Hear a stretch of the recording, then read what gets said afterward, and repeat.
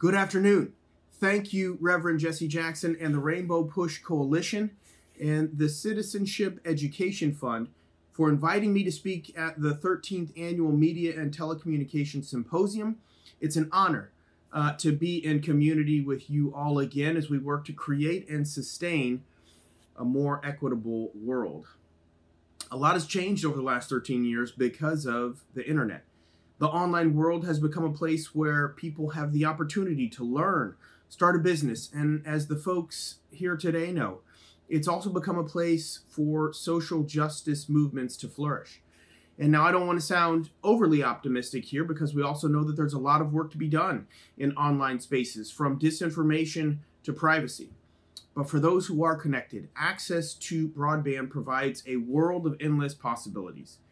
However, for those who aren't connected, access to do everything from quickly paying those bills to securing an appointment for a COVID-19 vaccine are increasingly burdensome. And unfortunately, the data continues to reveal who it is who's on the wrong side of the digital divide. And it disproportionately includes people of color and low-income communities. In fact, the Pew Research Center has found that 29% of Black adults, 35% of Latinx adults, and 43% of adults with a household income of less than $30,000, they don't have that home broadband connection.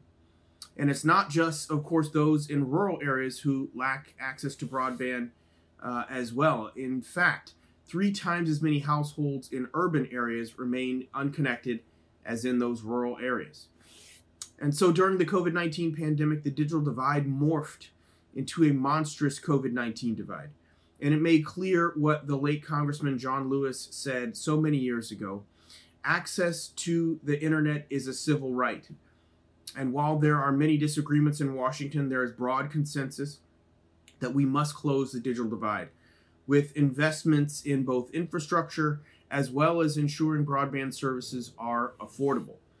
This consensus was evident when late last year Congress responded with a $3.2 billion emergency investment in broadband affordability because for tens of millions of Americans, the price of broadband is just too high, and having that connection is more important than ever. A new study by Education Superhighway found that 18.1 million households, home to 47 million people, remain offline because they cannot afford any of the available internet connections. And millions more continue to make a very difficult sacrifice in order to stay connected. No family should have to shift their monthly budget around just in order to afford a broadband connection, but we know that they do. Through the emergency broadband benefit, we are giving lower income families a $50 or $75 credit towards their broadband bills. More than 7 million households have signed up so far. We've also seen hundreds of organizations partner with the FCC in an effort to get the word out about this program, and we're grateful for their continued hard work. Last month, President Biden signed legislation that would convert the emergency broadband benefit, by law a temporary program, into the Affordable Connectivity Program, a long-term one with an additional $14.2 billion in funding. We just released a public notice at the FCC seeking comment on how to implement this new program. I look forward to hearing from stakeholders about how it can be strengthened to reach even more households and do more good. As I said with the emergency broadband benefit, connectivity programs like this are most successful when we have robust participation. And that means ensuring that eligible households know that there's help out there to get them connected. Nearly $60 billion in government benefits across the social safety net go unclaimed each year by people who are eligible for those programs. As my friends at Code for America have shared with me, we must do more to reduce the barriers to participation in social safety net programs and work to create human-centered, modern solutions for people to easily access these benefits. It's also critical to meet people where they are.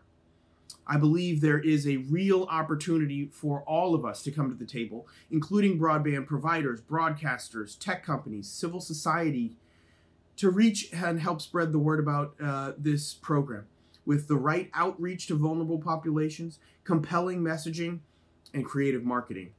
And we also can't overlook the importance of digital marketing to reach people. As I previously mentioned, Black and Latinx households disproportionately lack a home broadband connection, but they are precisely more likely to be dependent on their smartphones. And so we should get creative with our digital outreach plans to make sure we reach these folks.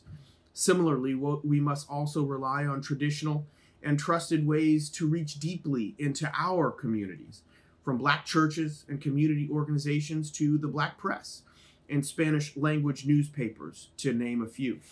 But here's the point. I truly believe that ensuring that this program works well is essential to finally closing the digital divide in this country.